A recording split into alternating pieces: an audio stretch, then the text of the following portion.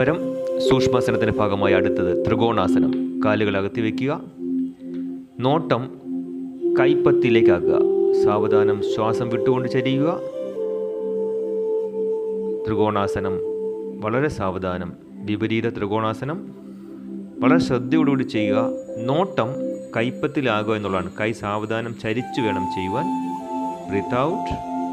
ഇനി ഇത് കളരി ചുവടിൻ്റെ മറ്റൊരു ഭാഗമാണ്. വളരെ സാവധാനം ശ്വാസം എടുത്ത് വിട്ട് ഒരു ഭാഗത്ത് തുടങ്ങി മറ്റു ഭാഗങ്ങളിലേക്ക് എത്തിക്കുക. ഇതെല്ലാം തന്നെ ശരീരത്തിൻ്റെ ഫ്ലെക്സിബിലിറ്റി കൂട്ടുന്നതിനും നമ്മളെ യോഗാസനത്തിൻ്റെ ഭാഗമാക്കുവാൻ ശരീരത്തെ ഉത്തേജിപ്പിക്കുകയും ചെയ്യുന്നു എന്നുള്ളതാണ് പ്രത്യേകമായി നാം ശ്രദ്ധിക്കേണ്ടത്.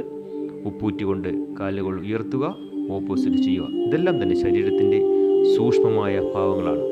ദെൻ കഴുത്ത് റൊട്ടേറ്റ് ചെയ്യുക.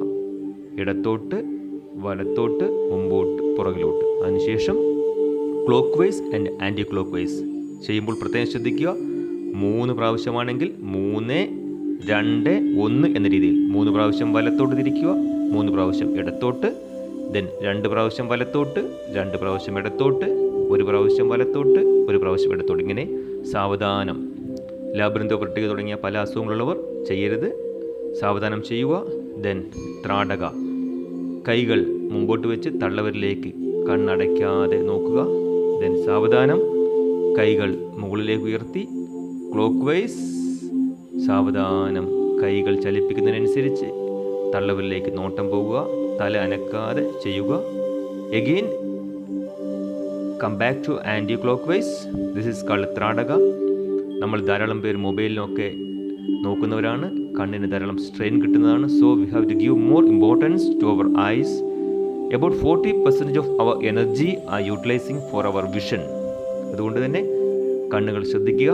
കണ്ണുള്ളപ്പോൾ കണ്ണിൻ്റെ കാഴ്ച അറിയില്ല എന്നുള്ള പഴഞ്ചൊല്ല് ഓർമ്മയുണ്ടാവുക.